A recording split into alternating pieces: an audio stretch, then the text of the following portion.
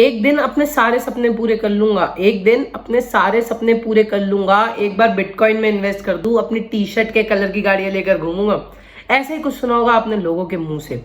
जी हाँ दोस्तों, आजकल सभी लोग यही कहते हैं कि बिटकॉइन में इन्वेस्ट करो, बिटकॉइन में इन्वेस्ट करो, क्रिप्टो करेंसीज में इन्वेस्ट करो। क्या है ये बिटकॉइन?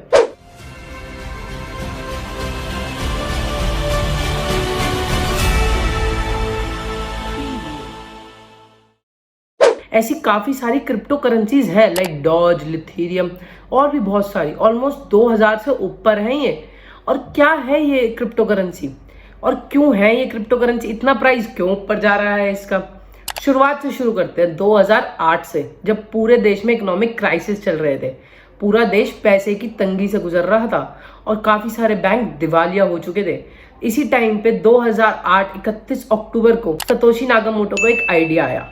उन्होंने ये बात लोगों के सामने रखी, क्यों ना हम सारी ट्रांजैक्शंस ऑनलाइन करें और जो कि कोई फाइनेंशियल इंस्टीट्यूशन होल्ड ना करता हो, यानी कि वो ट्रांजैक्शंस किसी फाइनेंशियल इंस्टीट्यूशन के नजर में ना हो। अब ये फाइनेंशियल इंस्टीट्यूशंस क्या हैं?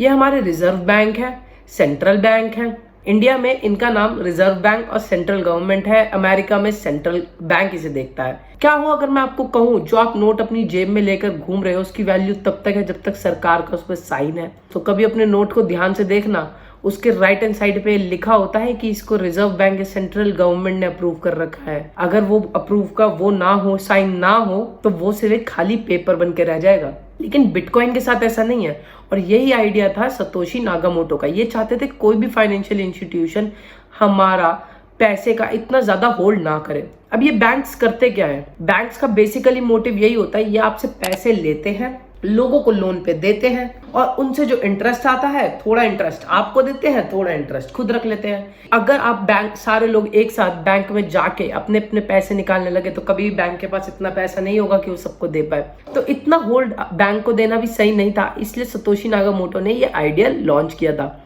आइडिया लोगों के सामने रखा था। तो क्या है यार ये क्रिप्टो करेंसी? अब इस पे आ जाते हैं। बेसिकली क्रिप्टो करेंसी कोई भी फाइनेंशियल इंस्टीट्यूशन होल्ड नहीं करता, ये हम जान ही चुके हैं। अब इसका प्राइस इतना ऊपर नीचे कैसे होता है ये भी मैं आपको बिल्कुल साफ शब्दों में बताऊंगा। इसका प्राइस ऊपर नीचे डिमांड और सप्लाई पे होता है।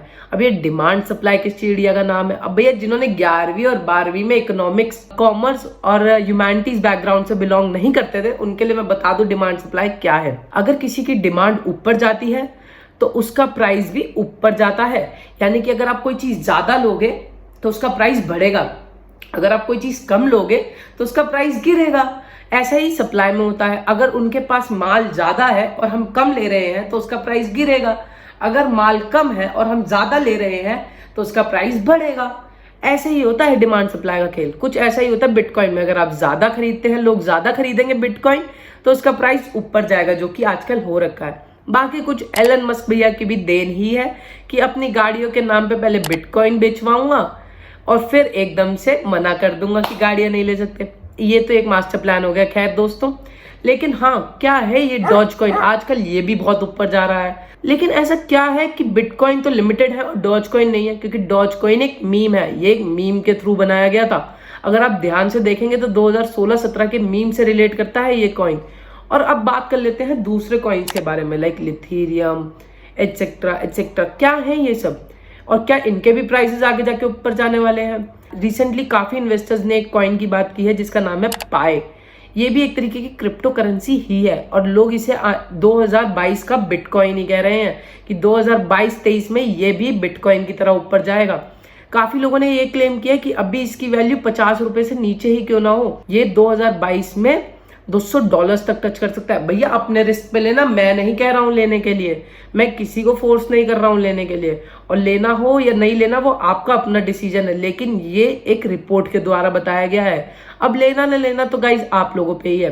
तो अब आप लोगों के मन में ये सवाल आ रहा होगा कि यार ये बिटकॉइन का प्राइस अभी कुछ टाइम पहले 45 लाख था, 25 लाख हो गया है, क्या ये ऊपर नीचे ऐसे ही होता रहता है? जी हाँ दोस्तों, ये भी मैं आपको बता दूं, 2020 में इसका प्राइस 15 लाख था, यानी कि 10 लाख का अभी भी हाइक चल रहा है इसमें। 2020 की बात छोड़ दे, अगर 2019 में चले जाए तो इसका प्राइस 8 लाख तक गया था, फिर 4 लाख पे ड्रॉप आया। उससे पहले चले जाए तो इसका प्राइस 5 लाख पे गया था और 3.5 लाख पे ड्रॉप आया। तो इसमें ऊपर नीचे चलता रहता है और मुझे ये एक्सपेक्टेशन है कि फ्यूचर में ये प्राइस ऊपर जाएगा, लेकिन ये मेरी पर्सनल थिंकिंग है।